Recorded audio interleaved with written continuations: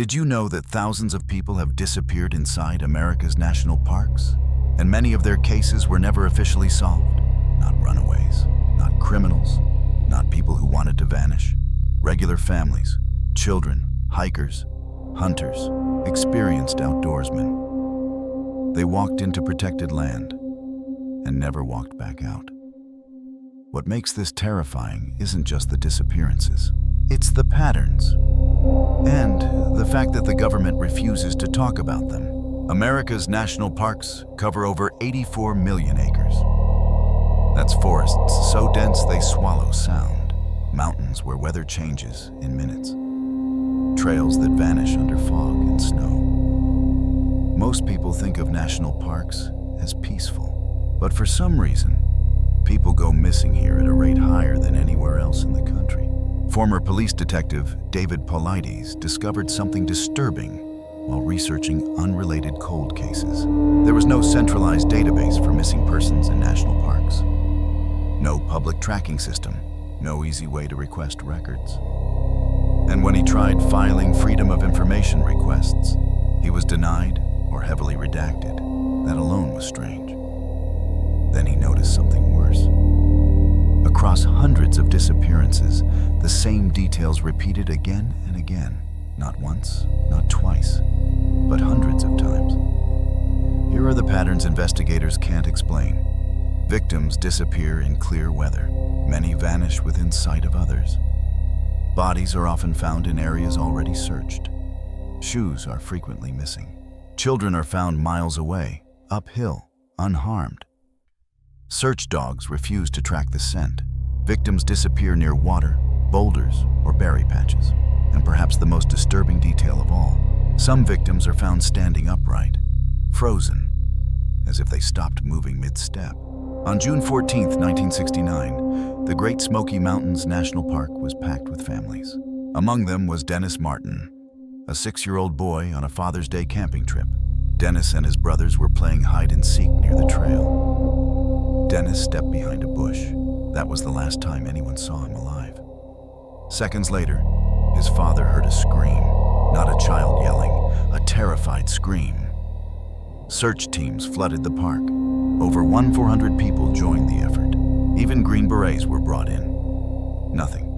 No footprints, no torn clothing, no blood. A nearby family reported seeing something large and fast moving through the trees, carrying what looked like a child. That report was dismissed. Dennis Martin was never found. To this day, some children are found, and those cases are worse. A 3-year-old disappears wearing light clothing. Hours later, sometimes days later, they're found miles away, uphill, across terrain trained adults couldn't cross. No injuries, no frostbite, no dehydration. One child said, "The bear took care of me." Another said, "The little man stayed with me." Search dogs, trained to follow scent for miles, often stop suddenly, refuse to move, or whimper. Handlers say it's like the trail simply ends. In July 1981, 14-year-old Stacy Aris went on a horseback ride with her father in Yosemite National Park. She rode ahead briefly. When her father rounded the bend, she was gone. Her horse came back alone. No scream, no struggle.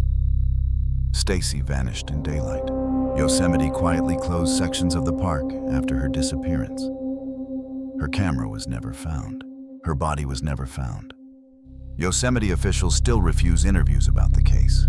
In 2015, Dior Kunz Jr., age 2, disappeared from a campsite in Idaho. He was surrounded by adults. He was watched constantly. Then, he wasn't. Search teams combed the area. Dogs lost the scent immediately. The FBI was involved. No evidence of kidnapping, no animal attack, no body, no explanation. The case remains open. Former rangers have spoken anonymously. They say they were discouraged from discussing disappearances. Cases were categorized as voluntary missing, even when toddlers vanished. When Paulides requested missing persons lists, he was told compiling them would cost millions of dollars. That didn't make sense. Police departments do it routinely. Why not the National Park Service? One ranger allegedly said, "If the public knew how many people vanished here, tourism would collapse." Witnesses often report sensory details before disappearances. A sudden, overwhelming silence. The smell of wet earth or metal. Wind stopping abruptly. Feeling watched. Some say the forest goes quiet. No birds, no insects. As if something passed through. Long before national parks existed, Native American tribes warned against certain areas.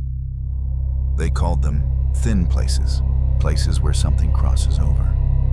Legends include stick Indians, tall, fast beings that mimic voices, Wendigo, something that takes people in winter, little people, entities that steal children and return them later. Tribes refused to enter certain valleys. Many of those valleys later became national parks. Some say military testing, underground bases, time slips, interdimensional predators. Others argue natural explanations. But none explain. Missing shoes, bodies found uphill, dogs refusing trails, people found where they were already searched. Even official investigations admit human behavior does not match the outcomes. One retired ranger said something chilling during an off-record interview. The forest doesn't take people. Something in it does. He refused to elaborate. Next time you hike, remember this. Most people vanish within seconds, in daylight, near others. The trail doesn't matter. Experience doesn't matter. And sometimes, the forest gives them back. Standing upright, silent, this happened in America's national parks. Would you still hike alone? Comment your country, and I'll tell you its darkest true legend.